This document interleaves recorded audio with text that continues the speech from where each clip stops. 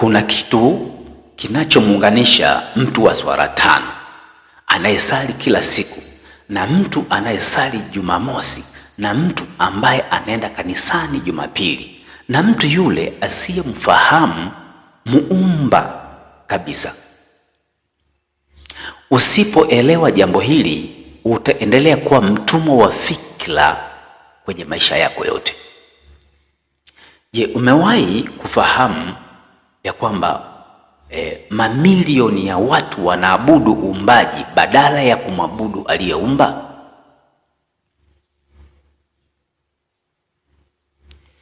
Wengine wanaabudu siku, wengine wanaabudu jua, wengine wanaabudu mwezi, wengine wanaabudu nyota, wengine wanaabudu miungu ya kale. Je, unafahamu mtego huu wa kuabudu uumbaji badala ya kumwabudu aliyeumba? Unajua ulianza lini? Ulianza enzi na enzi. Ukisoma katika Matendo 19 mstari wa 27 inasema hivi: Asia yote na walimwengu wote humwabudu mungu mke Diana au Atemi. Kwa hiyo sote tulijikuta tunamwabudu mungu mke kwa siri sana. Uliposema Mungu wangu, alikuwa ni mungu mke, hakuwa Mungu wa kweli. Sasa tulimwabuduje kwa siri?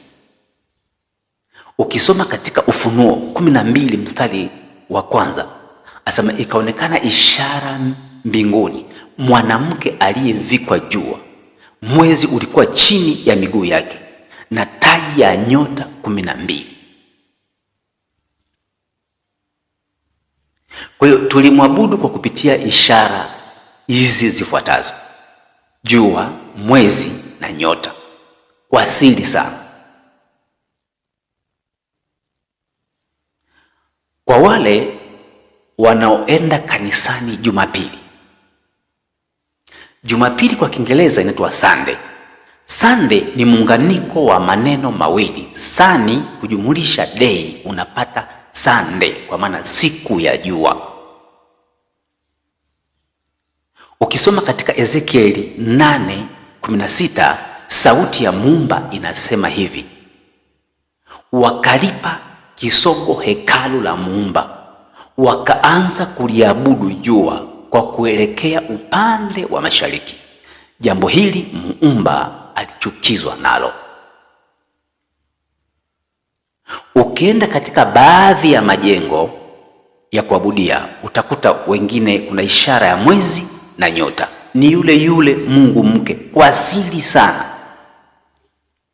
Ukisoma katika Hosea 2:11 inasema, mimi nachukizwa na sikukuu zao za mwandamo wa mwezi na sabato zake zote zilizoamuliwa na makusanyiko yake yote. Hiki pia ni kinyume na Muumba. Kumbuka, siku haijawahi kujiumba, wala mwezi wala nyota wala jua wala miungu hiyo yote haijawahi kujiumba, ila yupo aliyeviumba. Huyo ndiye anastahili kuabudiwa.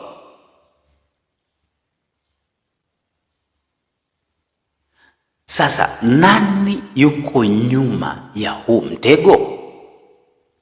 Ambaye yupo nyuma ya huu mtego ni yule aliyeteka uumbaji wote. Ukisoma katika Warumi 8:19 mpaka 22 inasema, viumbe wanatazamia kwa shauku nyingi kutolewa katika utumwa wa uharibifu, waingie katika uhuru wa utukufu wa Muumba, ili wamwabudu Muumba. Kwa hiyo maana aliyeteka uumbaji alikuwa ni mungu mke, ishara ya kwanza. Aliteka jua, akateka mwezi, akateka na nyota, akageuza uumbaji uanze kuabudiwa badala ya kumwabudu aliyeumba. Kwa hiyo aligeuza huu mfumo, watu na wanadamu wakaanza kuabudu uumbaji badala ya kumwabudu Muumba.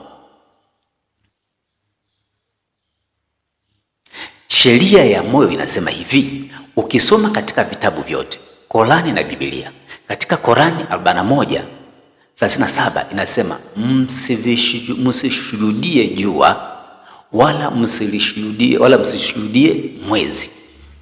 Manake msiabudu jua wala mwezi, bali yule aliyeumba mwezi na nyota ndiye anayestahili kuabudiwa. Na ukisoma katika Yeremia 10:11 inasema miungu isiyoumba nitaiangamiza.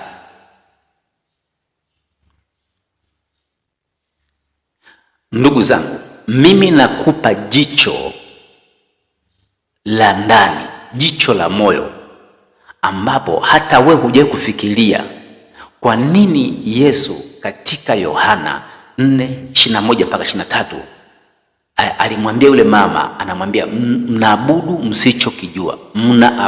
msichokijua, ila saa inakuja ambayo muumba ataabudiwa katika moyo na kweli, kwa maana muumba anawatafuta watu kama hao wamwabudu.